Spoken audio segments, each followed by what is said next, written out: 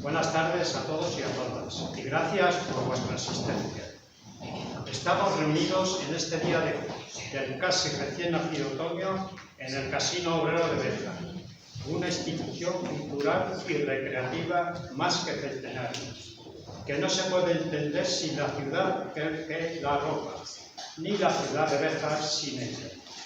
De hecho, por sus salones han pasado muchas de las personalidades más destacadas del panorama cultural y social del país. En los tiempos actuales y con los modelos culturales y sociales vigentes, nuestra institución no pasa por los mejores momentos. Por eso animamos a vuestra participación haciéndose socios y acudiendo a dar vida a las actividades que aquí se programan y se llevan a cabo, que, como podéis comprobar, no son pocas. Hoy asistiremos al desarrollo de la actividad cultural titulada La mujer, ayer y hoy en la literatura española.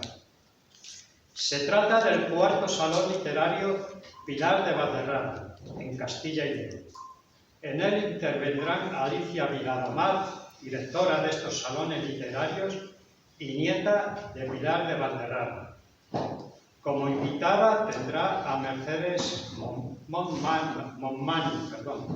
Actuará como moderador el poeta y periodista Carlos Aganzo y prestará su colaboración musical Álvaro Piedra al piano. Es posible hacer siquiera muy breve presentación de cada uno de ellos por separado, por la extensa y amplia que es. Pero todos destacan en su campo de actividad y en conjunto nos ofrecerán un espectáculo completo de alto valor, tanto histórico como literario y musical. Permitidme que no particularice ni me extienda en datos personales, en aras a la brevedad, y porque lo importante es lo que vais a desarrollar a continuación. Gracias, muchas gracias, por tanto, a cada uno en particular y a todos en conjunto. Nos complace sobremanera presentar una actividad más en la que se pondrá de manifiesto la importancia de la mujer en el mundo creativo y especialmente en aquellos años de la Edad de Plata de la literatura española, cuando tantas mujeres creaban a los hombres de sus compañeros, sin ser reconocidos como tales, señaladas unas veces despectivamente cuando no llevadas a la habitación del olvido. Así, María Teresa León, Concha Méndez, María Zambrano, Josefina de la Torre, Maruja Mayo, Zenobia Camprubí y también Pilar de Valderrama. Sí, también Pilar de Valderrama, tal vez la que más tuvo que callar por imposición de las normas sociales. La sombra del gran poeta Antonio Machado era y es muy alargada, pero lo es tanto para el frío como para el calor. Desentrañar esa relación amorosa, mitad platónica, mitad rugosa, entre poética e intelectual, es misión de esta conversación.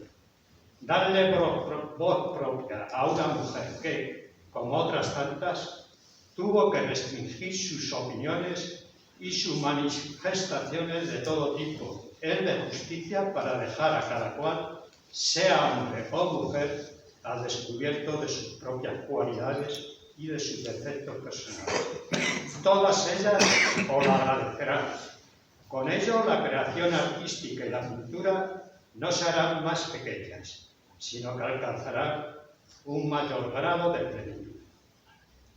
Hacerlo hoy con la figura de Pilar de Valderrama, con el fondo de don Antonio Machado como eco, resulta todo un honor. Madonna de Pilar, adiós, cerrada mi ventana siento junto a mi corazón. Adiós. ¿Oyes el mío? Aquel café de barrio destartalado y frío, testigo silencioso de nuestras confidencias, extremo de rigores, conjunto de inclemencias que solo caldeaban corazón y olvido.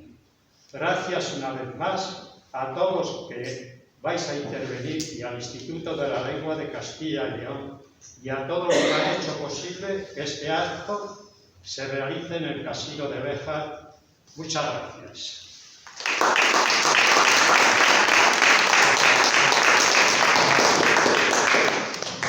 Bueno, buenas tardes a todos. Lo que vamos a hacer aquí hoy, como muy bien ha dicho nuestro presentador, es un salón literario, tal como se los hacía Pilar de Valderrama en su tiempo.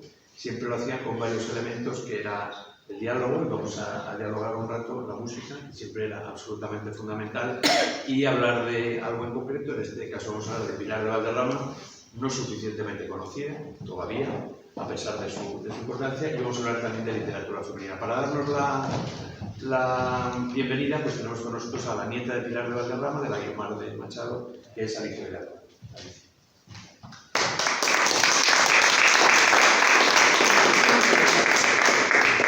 Gracias, Carlos. Buenas tardes. Es un auténtico placer estar en Béjar con todos ustedes en este lugar tan emblemático en el que tantas personalidades han pasado por aquí, en este casino obrero. Quiero darle las gracias al consejero de Cultura de la Junta de Castilla y León, a don Gonzalo Santunja, aunque hoy no puede estar con nosotros, y a la viceconsejera Mar Sancho y al Instituto de la Lengua Castellano-Leonés, que ha propiciado el que podamos estar hoy aquí con todos ustedes. Gracias a Andrés Abajo también, que nos ha ayudado mucho para poder compartir esta velada con ustedes. Gracias a mi gran poeta y periodista, Carlos Aganzo, compañero en estos salones literarios desde el principio del todo, y a mi querida escritora Mercedes Molmani. Ella inauguró nuestro primer salón literario Pilar de Valderrama en Madrid, en la Biblioteca Eugenio Trías, en pleno Parque del Retiro madrileño. Y ya vamos por el número 18 por toda España. Hasta antes de final de este año llegaremos al 19 y al 20. Agradezco al gran guionista Álvaro Piedra, llegado de Cantabria para estar con todos ustedes y acompañarnos en este acto, y que él pondrá la nota musical. Bueno, pues ¿cómo surgen estos salones? Cuando el 30 de junio de 2021 el alcalde de Madrid, José Luis Martínez Almeida, mi alcalde, porque yo soy madrileña, aunque puedo llegar a ser bejarana de adopción con todos ustedes, me encantaría, él descubrió la placa conmemorativa en un acto memorable en honor a Pilar de Valderrama en Paseo de Pintor Rosales. Esta placa fue colocada con la unanimidad de todos los partidos políticos, cosa que en España no pasaba hace muchísimo tiempo. Él me preguntó cómo me gustaría dar continuidad a la figura de mi abuela, ya independientemente a gran poeta Antonio Machado. Yo le contesté: nada me gustaría más, alcalde, que restaurar los salones literarios que ella creó con su marido y sus hijos en su propia casa, en esos finales de los años 20, 1920 estamos hablando. Me dio su aprobación y me instó a ponerme con ello. El 22 de abril de 2022, un año después, estábamos inaugurando el primer salón literario Pilar Valderrama en la Biblioteca Pública Eugenio Trías, como les he dicho. Y en 2022 estábamos inaugurando los salones literarios en Burgos. Estos salones que crearon mis abuelos en su casa palaciega de finales de los años 20 era algo parecido a lo que se venía haciendo en Francia, los famosos salones de Madame de Recamier, desde esos mismos años. En Francia, en ellos se reunía lo más granado de la sociedad del momento, según los documentos consultados en un archivo que cayó en mis manos hace casi 10 años. Me consta que por allí pasaron María de Maeztu, Gregorio Marañón, los hermanos Baroja, Concha Espina, Jacinto Benavente y hasta el mismísimo rey Alfonso XIII. En 1928, aquel salón literario toma forma de teatro, a veces llamándose el famoso Teatro Fantasio. En los salones de aquella casa, que albergaba un precioso piano, alternaban las representaciones teatrales con las tertulias entre literatos, políticos o gente erudita sin más que se reunían frente a una taza de té con el único objetivo de conversar o de intercambiar opiniones. En esta casa, en la embocadura, el abuelo construye el escenario cuando crea el Teatro Fantasio. Aquellas reuniones continuaron hasta casi 1936, año en que se marchan a Portugal justo antes de estallar la guerra. Durante la contienda la casa es destruida y aniquilada y saqueada totalmente.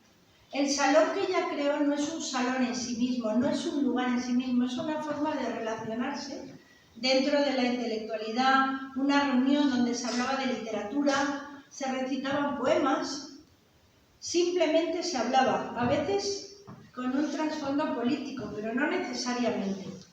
Al cabo de muchos años, yo ya convertida en una adolescente instalada con la abuela y mis padres en esa casa de Pintor Rosales, se vuelven a reproducir esas reuniones intelectuales, que a mí he de confesarles que siendo muy jovencilla ya me fascinaban.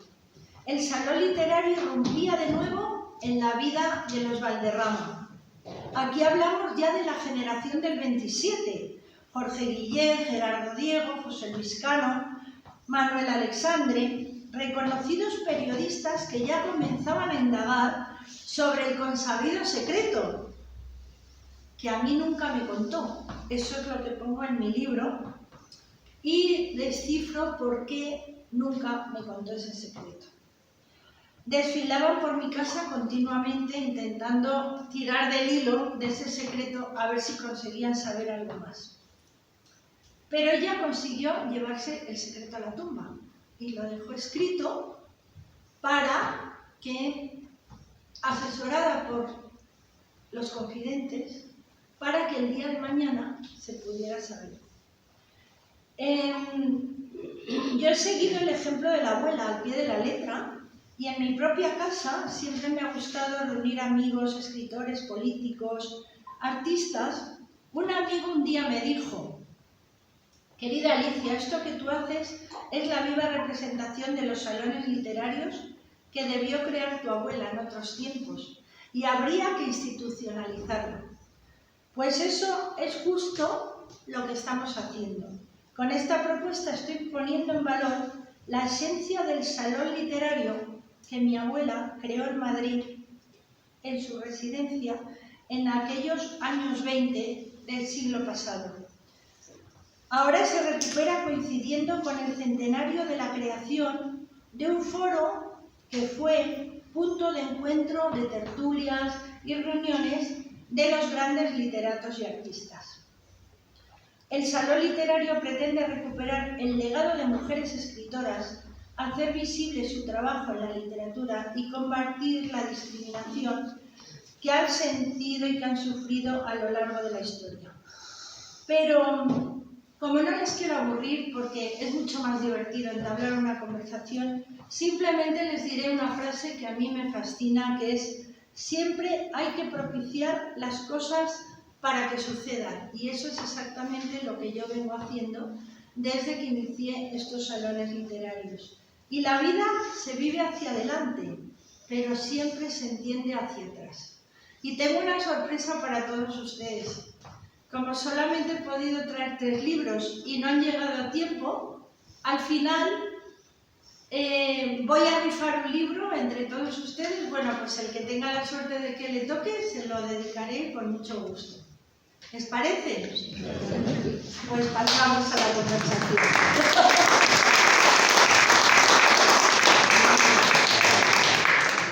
Bueno, como muy bien ha dicho Alicia, de estos salones tiene una parte de conversación y siempre traemos un invitado o una invitada, porque siempre han sido invitadas en los salones literarios. En este caso traemos a Mercedes Monmany. Mercedes Monmany es una de las grandes lectoras y críticas españolas, especializada en la literatura del Este, como muy pocos lo saben hacer. Realmente es la que más sabe de todo ese territorio, pero es una lectora y que escribe en muchos periódicos y en muchos medios de comunicación, y además siempre con un tino y con una crítica, un espíritu crítico extraordinario. Pero también es escritora y autora de varios libros, algunos de ellos, pues ya sabes que Volveré, que es del año 2017, Sin tiempo para el adiós, o el último, no sé, Letrina, El Vístula, Lecturas centroeuropeas, que también vuelve otra vez a esos territorios que ella conoce también. Los libros de Merced Monmany son absolutamente estremecedores. Las mujeres son muy protagonistas de muchos de ellos, y las mujeres en situaciones complicadas o harto difíciles. Así que, para poner un poco en relación siempre a Pilar de Valderrama con las personas que traemos en este libro, que se llama Ya sabes que Volveré, el protagonista son las tres grandes mujeres que murieron en los campos de concentración, y en Sin tiempo para el adiós pues habla un poco de los exilios y el exilio. Yo te quería preguntar, para empezar a hablar, Mercedes, esta experiencia de los exilios, cuando tú la cuentas, ¿no?, de qué manera marca a las personas, relacionada un poco con una exiliada que fue en su tiempo Pilar de Valderrama, que tuvo que salir de su casa, vivir fuera muchísimo tiempo, y cuando llegó, como contaba Alicia, encontró la casa destrozada, la biblioteca absolutamente destrozada. Irse al exilio, volver al exilio o no volver jamás. ¿Cuál es un poco tu visión? Muchas gracias, Carlos, muchas gracias, Alicia, por tu entusiasmo y tu papel tan necesario para mantener la memoria de grandes mujeres de la historia literaria española, o de la historia de España en general. Gracias a nuestro memorable, como siempre, artista, pianista, venido de Santander, Álvaro. Gracias a ustedes por mantener viva, que son muy necesarios estos centros culturales, estos casinos. Muchas gracias por venir. Estaba escuchándote, claro, evidentemente, Pilar de Valderrama, en las múltiples experiencias muy apasionantes a lo largo de su vida, porque es una persona que siempre me ha fascinado, que tiene una doble vertiente: la de creadora, es una gran poeta, dramaturga, pero impulsora. Esto es fascinante, porque siempre han sido muy necesarias estas figuras en cada momento, corriente artística, momentos difíciles de la historia de España. Bueno, yo diría, ¿qué momento de la historia de España no ha sido difícil? Pero bueno, es preguerra, guerra, posguerra, exilio. Cuando vuelve, ¿sabes de quién me estaba acordando? De Thomas Mann. Thomas Mann le destroza la casa, para él es un trauma, le destrozan toda la biblioteca. Esto para, tú lo sabes, Alicia, para escritores, para creadores, para intelectuales, esto era la muerte. Bueno, la muerte, seguían viviendo, evidentemente, pero es un símbolo horroroso. O sea, es destrozar pues toda una vida de... ya lo sabes, lo importante que es construir una biblioteca, escoger los libros, muchos libros, por supuesto, dedicados, porque son grandes figuras de su tiempo.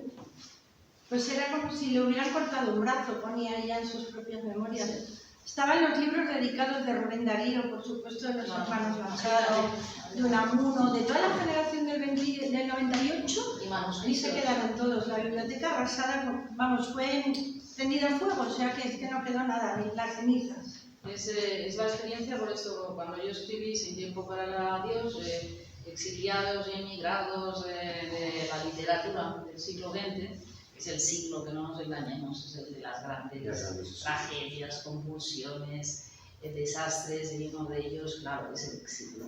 Y de repente me fijé que nosotros los españoles, que habíamos crecido con la tragedia de las dos Españas, el exilio, una España que se queda aquí, otra que sale fuera, y que en muchos casos no vuelven. Bueno, María Zambrano volvió y otros volvieron, pero Machado viene y se va y dice, no, me vuelvo a México. Había algunos que ya no podían regresar. Entonces, en todo esto me di cuenta que era una experiencia común europea.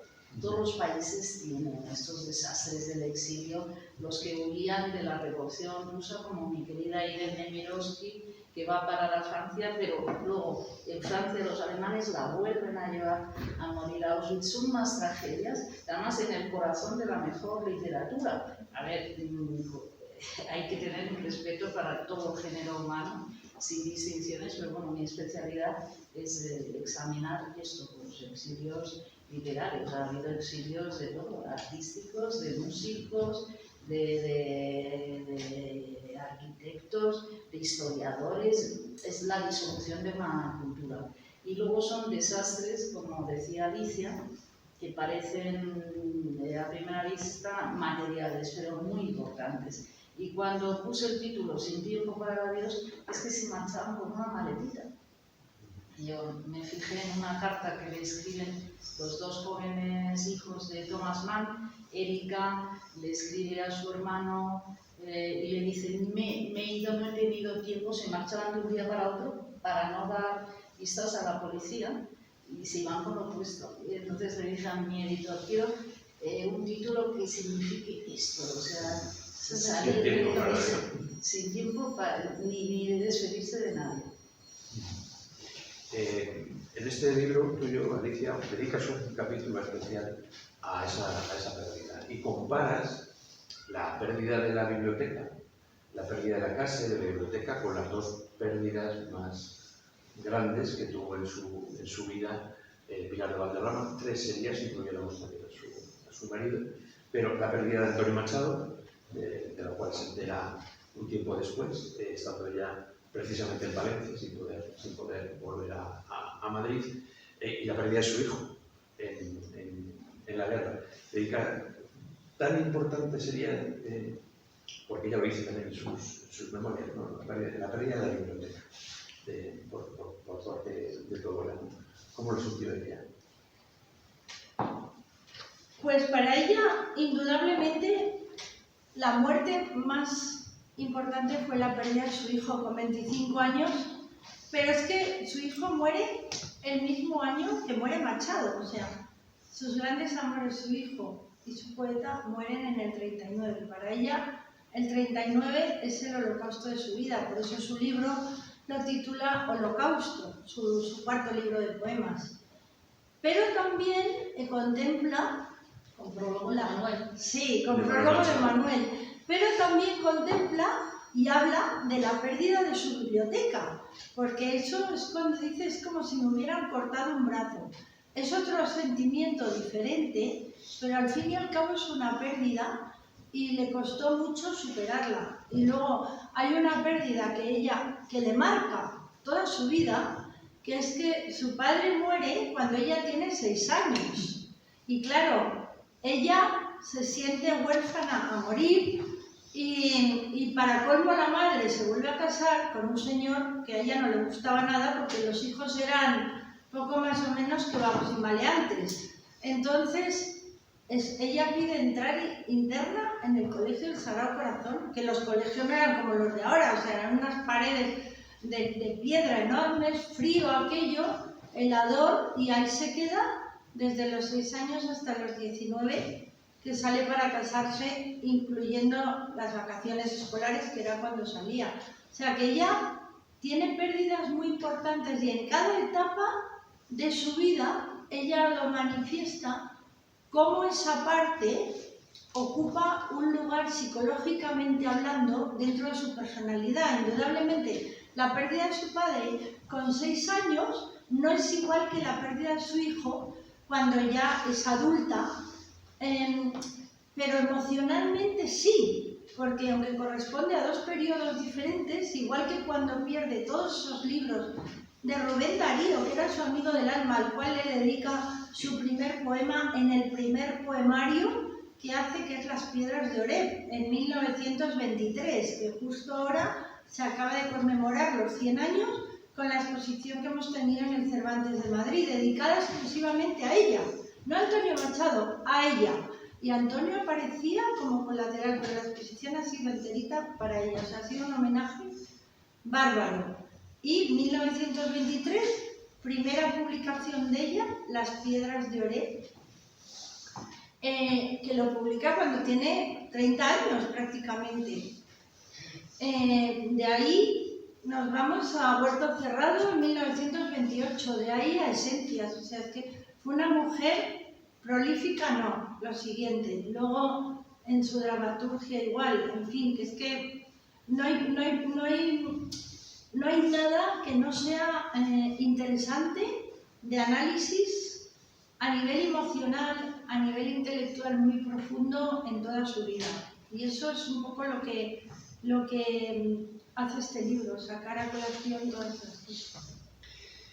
He dicho antes que las mujeres son protagonistas de muchos de tus libros. Las épocas difíciles, las guerras son difíciles para todo el mundo, pero quizás de alguna manera tienen su propia especificidad en las mujeres, tienen su propia manera de vivir estas tragedias. Aquí estamos contando que también pierdes un hijo, una madre por un hijo no es comparable. Pero tú has escrito sobre la manera particular también de vivir los exilios, de vivir las estructuras, de vivir todo esto, de las tragedias de las mujeres, ¿no? ¿Qué hay de específico en eso, ¿no? ¿Qué tienen las mujeres? Pues, la mujer ¿Qué dolor particular? Es muy interesante lo que hablaba Alicia, de todas las pérdidas familiares. Pero estamos hablando de estas señales durísimas que significan para una mujer que era una intelectual, pero al mismo tiempo era una mujer de familia. Y esto yo en mi libro, Ya sabes que volveré, que escribí sobre 3 mujeres que son asesinadas en Auschwitz. Y las 3 creadoras, Irene Mirovsky, novelista, la prima de Walter Benjamin, poeta, que no se quiere separar de su padre, que sus hermanos ya se habían ido a Suiza, pero ella se queda en Alemania con su padre, ese papel de defensora del hogar, del sostén del hogar. Y eran mujeres, era poeta también. Y luego la que más me emocionó, una joven holandesa que escribía unos diarios maravillosos, buenísimos, Edith Hillesum, que está siendo reivindicada, es como una Ana Frank de 10 años más. O sea, imaginémonos a una Ana Frank, porque también era holandesa, con 10 años más escribiendo un diario maravilloso. Además con un sentido místico, espiritual, tenía muchas lecturas de todo tipo, desde los rusos, desde Dostoyevsky, a lecturas espirituales, San Agustín, todo, una chica judía.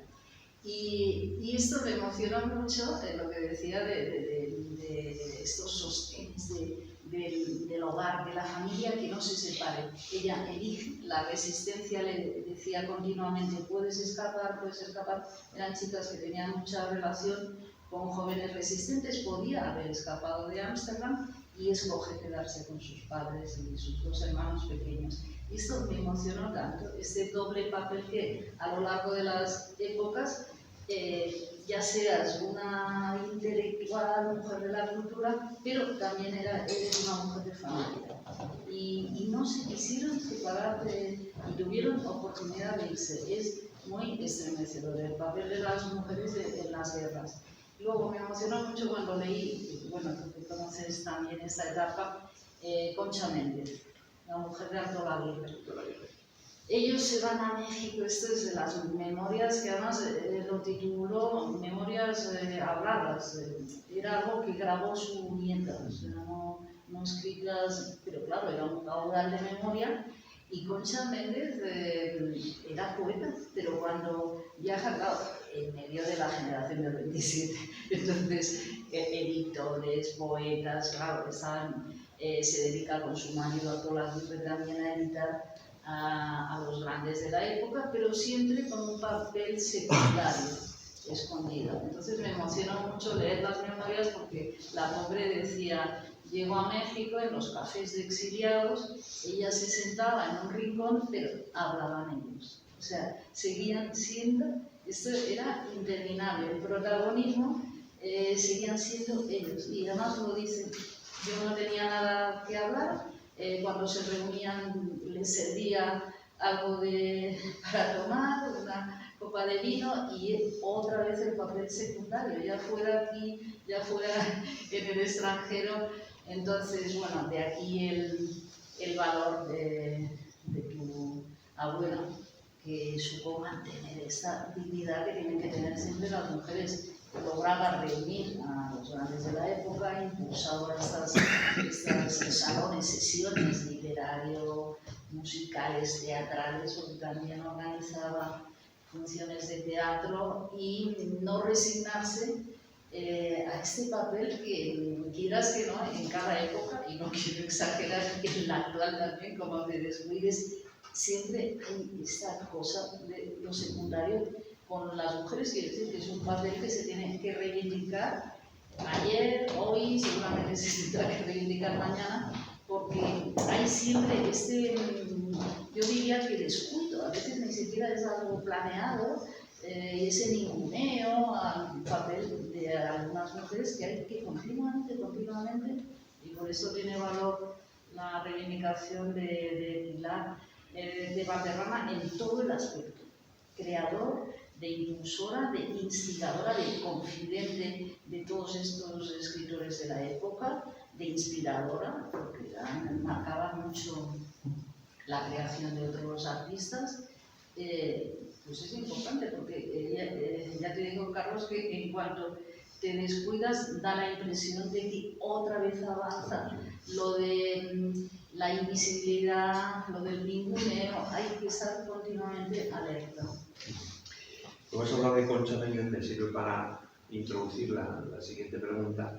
Concha Méndez fue la famosa que cuando el Liceum Club, una de las fundadoras del Liceum Club es precisamente Pilar de Valderrama. El Liceum Club era un club exclusivamente de mujeres intelectuales de la época, pero como estaba muy revolucionario, porque igual había mujeres obreras que estaba la reina, o la duquesa de Alba. Y una de las fundadoras fue Pilar de Valderrama.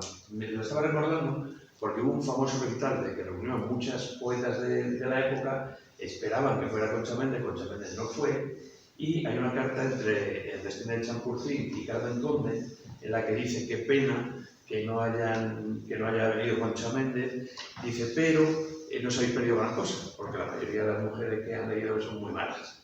Dice, la única que es muy buena, dice, es esa Pilar de Valderrama, dice que es una señora casada. Como si fuera un defecto, ¿no? Que es una señora casada. Es una marca. Pero escribe muy bien. Bueno, esta introducción es para preguntar efectivamente cómo trabajó al lado de los hombres, con los hombres, incluso utilizando muchos momentos el nombre de los hombres, en el momento en que había algunas mujeres que no podían poner ni su nombre, siquiera tenían que poner un seudónimo o el nombre del marido. ¿Cómo trabajó ella? Porque terminó siendo una gran matriarca, ¿no? Al final, una mujer. Sí. Y cómo consiguió firmar los libros con su nombre, sacar adelante su carrera. Y sin embargo, le demos una pincelada, cómo después, de un modo un poco vergonzoso, quizás por ser mujer, se ha quedado también un poco en el olvido. Porque todo el mundo se ha quedado con que era la novia de Antonio Machado. La amante de Machado. Concha Méndez, la mujer de Torreblanca. Es que pero no. Era la mujer de, la hija de, la nieta de, entonces. Bueno, pues, el Club dice, iba la mujer de Barón, iba la mujer de Juan Ramón. Usted dice que iba a hacer de Camprudí, y no, va diciendo la mujer de, o sea, y muchas de ellas la de Camprudí. Qué personaje tan extraordinario. La mujer de Ayala. La mujer de... Pero ella era una mujer tremendamente inteligente. Yo después de todos los estudios, llevo 10 años investigando en el archivo maravilloso que me encontré en mi casa con miles de documentos, de fotos, de escritos, de periódicos. Y al final, después de hablar con muchísimos intelectuales, poetas, con Carlos hemos hablado 1000 veces de esto, con Mercedes, ella era una mujer tremendamente inteligente, porque en esa época, en lugar de enfrentarse a los hombres que había en la familia, pues se alió con ellos. Se alió con su marido, que era un gran, pero importantísimo ingeniero industrial, es el que creó la iluminación de los teatros nacionales, era un dibujante excepcional, y luego su cuñado era ni más ni menos que el escultor Victorio Macho, o sea que claro, pero quizá otra pues se hubiera enfrentado, ella no, ella les pidió a su marido que le hiciera los dibujos de su primer libro, de Las Piedras de Oreb, y a su cuñado que le hiciera la portada, y los dos aceptaron, y claro, esto pues la impronta de los hombres en esa época les valió de salvoconducto para poder firmar con su nombre y apellidos. Ella firma el primer libro, Las Piedras de Oré, 1923, Pilar de Valderrama, Madrid, y con su fecha. Increíble. Y luego también, pues ella era una mujer que tenía una templanza, para mí, fuera de lo normal. No era ninguna beata, era creyente y tenía o sea, creía en la divinidad y en Dios, por supuesto, pero no era ninguna beata que estaba todo el día en la iglesia rezando y dándose golpes de pecho. Cosa que mucha gente estaba muy equivocada, porque a veces la trataron precisamente de esto. Y ella, además de estos temas, en las cartas que Machado le escribe y que guarda en la Biblioteca Nacional, pues ha sido muy estudiado. Hablaba mucho con él, con el poeta, de todos estos temas.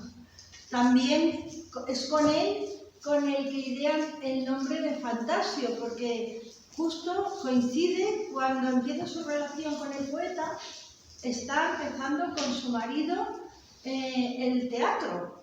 Entonces es en el mismo momento, entonces habla con el poeta y no sé cómo ponerle, no sé qué, Fantasio, Fantasio, todo amor es fantasía, y al final fantasía, fantasía.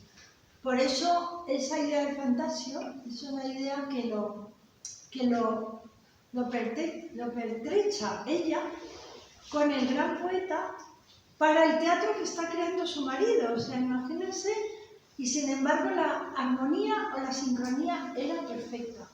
¿Por qué? Porque eran dos relaciones completamente diferentes. Entonces podían solaparse perfectamente la una con la otra. Todo eso es lo que voy descubriendo a través de un montón de documentos que encuentro en este libro. Para terminar el conversatorio, como antes lo has citado y has dicho que estas cosas ocurrían y siguen ocurriendo, pues, ¿qué opinas de si tú eres escritora, tú también eres escritora? ¿Hoy hay una igualdad a la hora de escribir? ¿Todo aquello se ha superado?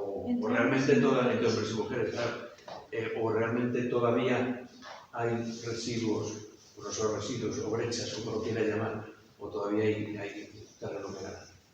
Bueno, yo creo que en el plano editorial, en el sistema cultural del que gozamos, yo creo que sí que hay mucha igualdad, lo sabéis. Uno va a cualquier sitio, no a librerías especializadas, sino a estaciones, y es todo hombres y mujeres. A veces hay la sospecha, que a mí me parece vergonzoso, que incluso en estos grandes grupos, que no quiero citar a nadie, para los bestsellers, se inventan nombres de mujer porque se ve que venden. Carmen Mola. Carmen Mola son tres hombres. Y otros con nombres ingleses, Sara Lasky, no sé qué, unas cosas y tal, me dijeron, no, entonces, no sé qué, Benito Pérez, o sea, igual. Entonces, esto es curioso, André. También yo estoy en contra que sea una moda. Una cosa es la igualdad y otra es que haya esta especie de artimañas. Bueno, no estoy en contra de nada, a contra de que la gente vea, yo estoy muy contenta y me da igual. Pero bueno, se ha pasado de esto, bueno, que ahora hay muchos niños publicitarios, todos lo sabemos y tal. Otra cosa es la igualdad real. Yo soy madre de una hija. Yo sé que en la vida real las chicas, las mujeres, tiene que haber una defensa, porque en cuanto te descuides, pues claro, tienen que ir cualquiera de ellas a una reunión de 10 hombres y una mujer, y en fin, tienes que luchar por ser tratada. Pero esto es la sociedad, el día a día, la calle, que te respeten y que no te menosprecien por tal. Pero en el sistema publicitario, público, editorial, yo creo que hay una gran igualdad. Hay muchas autoras muy jóvenes, tú lo sabes, de poetas, poetas muy buenas. Yo estoy más al tanto quizás de narradoras, y narradoras, oye, que en cada temporada siempre tú lo ves en listas de éxito. No, de esto me alegro. Yo creo que hay que luchar más en el día a día. Esto lo sabemos, pero yo creo que esto es una cuestión simple en las escuelas. Desde pequeños ya. Sin embargo, mi punto de vista es parecido al tuyo, pero no perfectamente similar. Yo soy mucho más escritora novel porque yo he empezado a escribir por circunstancias de la vida, o sea, porque me he encontrado todo esto y la única que realmente puede contar la historia como fue soy yo, porque soy la única nieta, la única hija, la única sobrina, o sea, detrás de mí no hay nadie. No, Y además, eres una historiadora sí, literaria. pero viví con ella hasta los 22 años. Y sí que les digo que me ha resultado y a veces me resulta muy difícil, o sea, tengo que estar muy bien pertrechada y sin moverme un milímetro del sitio donde estoy sentada para que no me quiten del medio. Eso sí me lo he encontrado, sobre todo al principio. Lo que pasa es que luego ya pues vas aprendiendo tácticas, cosas. Al fin y al cabo es una profesión como otra cualquiera. Entonces en todas las profesiones hay sus más y sus menos. Bueno, es la lucha de cada día. Si eres mujer, es la lucha de cada día. Si eres mujer, es la lucha de cada día. En cada ámbito.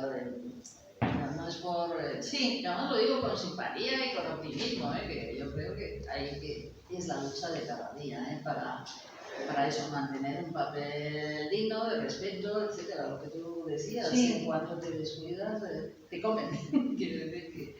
No sé si los hombres es el mismo esfuerzo. No, es diferente, pero quedémonos con algo que sí creo que es importante, que si hay un territorio donde hay una desigualdad, entre otras cosas, porque el 80% de los lectores son lectoras. Claro, 80%, no son 60 ni 40 son ni 30. cifras, Entonces, si hay un territorio donde hay una mayor, no solo igualdad, sino en este momento quizá una preponderancia de los hombres y mujeres, es la literatura. Una valoración. Es la literatura, no sé, la música, seguramente no.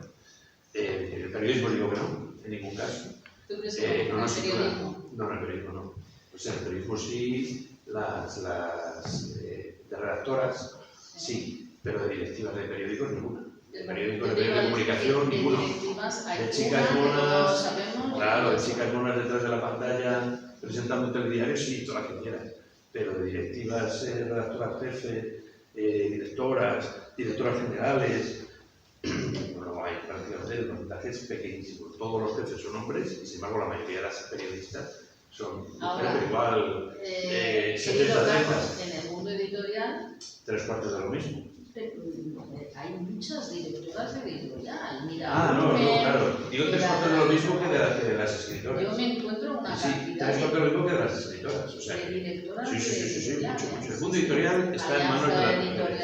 Pilar, el Lumen, tal, o sea, ya no te las cito, pero hay muchas. Porque habría tenido mucho más facilidad para publicar, sin ninguna duda, su nombre.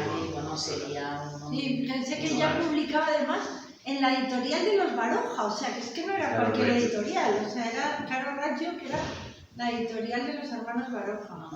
Es bestial, o sea, lo que ella hizo de verdad es que es increíble, y en esa época en la que todo era tan difícil. Una época de pioneras, eran todas pioneras de... sí, tiene un valor, yo lo veo ahora inmenso, ¿verdad, Carlos? Que ahora... Sí que sí. Bueno, vamos a... Nos quedamos con esto y vamos a pasar a la segunda parte que es un recital de poemas y de música. Bueno, ya hemos presentado a nuestro querido Álvaro, que viene, como hemos dicho, de Santander, y vamos a empezar con Chopin, ¿no? Con un preludio de Chopin, y a partir de ahí vamos a ir leyendo algún poema, otro poema, música. Pero vamos a empezar con Chopin y con Álvaro Piedra. Álvaro.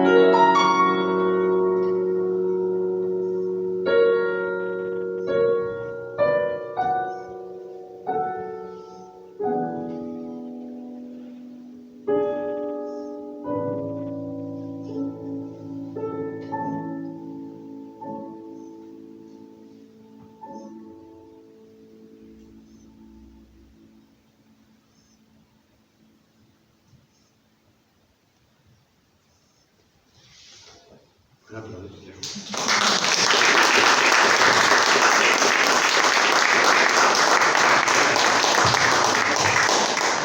ha leído Alicia Viladomar, No hay vejez si el alma es joven, de Pilar de Valderrama. Este poema pertenece a Huerto Cerrado, que fue en 1925. Y dice así: corazones de juventud tan larga, que nunca envejecéis, aunque los años dejen en vuestros cuerpos sus engaños, señal patente de tan dura carga. No la hallaréis vosotros tan amarga, ni tan irremediables esos daños causados por los tristes desengaños, puesto que así la mocedad se alarga. ¿Qué importa la vejez aquel que siente en el pecho vigor de adolescente y se estremece de ilusión y anhelo? El alma es joven en la cárcel vieja, sabe romper los hierros de su reja cuando le place levantar el vuelo.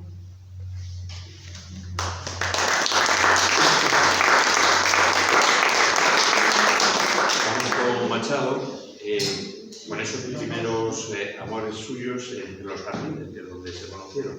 Por su parte, lo escribe Pilar de Valderrama sobre los jardines y Machado también lo recuerda en sus canciones a Guiomar. Y dice así: en un jardín te he soñado alto, Guiomar, sobre el río, jardín de un tiempo cerrado con verjas de hierro frío. Una ave insólita canta en el almez dulcemente, junto al agua viva y santa, toda sed y toda fuente. En este jardín, Guiomar, el mutuo jardín que inventan dos corazones al par, se funden y complementan nuestras horas. Los racimos de un sueño, juntos estamos, en limpia copa exprimimos y el doble cuento olvidamos. Uno, mujer y varón, aunque gacela y león, llegan juntos a beber. El otro, no puede ser amor de tanta fortuna, dos soledades en una, ni aún de varón y mujer.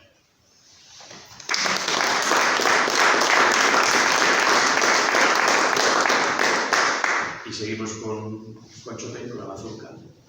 Yo también estoy muy agradecido de estar aquí, a Alicia, de compartir el espacio con Mercedes Mormani y con mi querido Carlos Aganzo. Lo pasamos muy bien preparando estos salones. Y para estos salones hemos seleccionado, ¿verdad, Alicia?, unas piezas de Chopin, de Granados y de Albéniz. Chopin es un autor que tiene muchísima música de salón. Hoy hemos